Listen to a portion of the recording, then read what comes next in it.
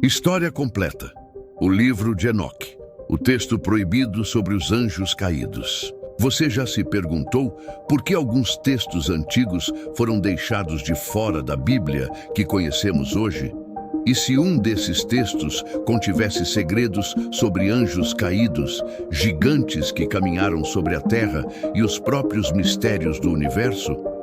Hoje, vamos mergulhar fundo em uma das obras mais controversas e fascinantes da história, o livro de Enoque.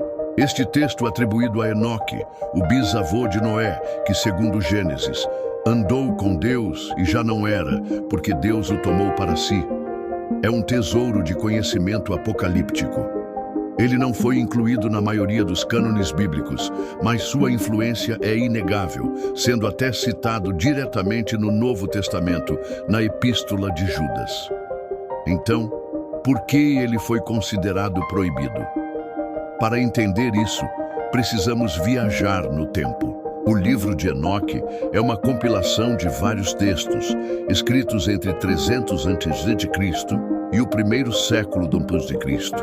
Ele é dividido em 5 seções principais, mas a mais famosa é, sem dúvida, o Livro dos Vigilantes. Aqui, a história começa antes do dilúvio. Um grupo de 200 anjos, chamados Vigilantes, liderados por um anjo chamado Semjazá, olham para a terra e se encantam pela beleza das mulheres humanas. Eles fazem um pacto proibido. Desceriam à terra, tomariam esposas humanas e teriam filhos com elas. Esse ato foi uma transgressão direta contra a ordem divina. Esses anjos não vieram de mãos vazias. Eles ensinaram à humanidade conhecimentos que até então eram secretos e celestiais. Azazel, um dos líderes, ensinou os homens a fazer espadas, escudos e armaduras, introduzindo a guerra no mundo. Ele também ensinou às mulheres a arte da maquiagem e o uso de joias, o que o livro descreve como fontes de vaidade e engano. Outros anjos ensinaram sobre feitiçaria, astrologia e a leitura das estrelas, conhecimentos que, segundo o texto, corromperam a humanidade e a desviaram do caminho de Deus. Da união entre esses anjos caídos e as mulheres humanas, nasceram seres híbridos de proporções colossais, os Nefilim, ou gigantes.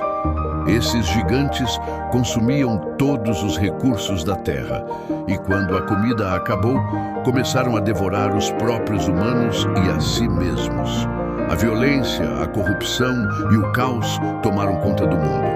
A terra gritou, e seu clamor chegou aos céus. Diante dessa destruição, os arcanjos Miguel, Uriel, Rafael e Gabriel intercedem junto a Deus, que sentencia os anjos caídos. Eles são amarrados e aprisionados em abismos de escuridão até o dia do juízo final. E para purificar a terra de toda a corrupção e do sangue derramado, Deus decide enviar o grande dilúvio, instruindo Noé a construir a arca para salvar sua família e os animais. É aqui que Enoque entra como protagonista. Ele é escolhido por Deus para ser um mensageiro, um escriba que viaja entre o céu e a terra. Ele testemunha o julgamento dos anjos caídos, recebe visões do futuro da humanidade, do Messias e do juízo final. O livro o descreve viajando pelos céus, aprendendo os segredos da criação, o funcionamento do sol, da lua, das estrelas e do calendário. Ele se torna um repositório de sabedoria cósmica. Então, com uma história tão rica e conectada à narrativa bíblica, por que a igreja decidiu bani-lo?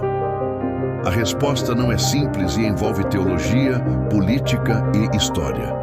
Primeiro, a questão da teologia.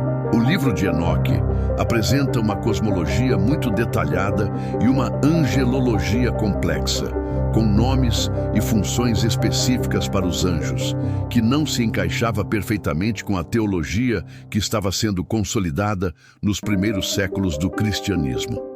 A ideia de anjos tendo relações físicas com humanos e gerando filhos era um conceito problemático para muitos teólogos.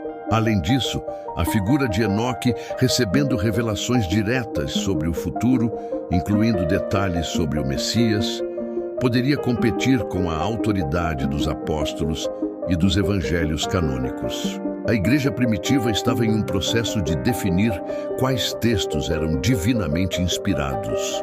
E o livro de Enoque, com suas narrativas fantásticas e elaboradas, foi visto por muitos como uma obra apócrifa, ou seja, de autenticidade duvidosa.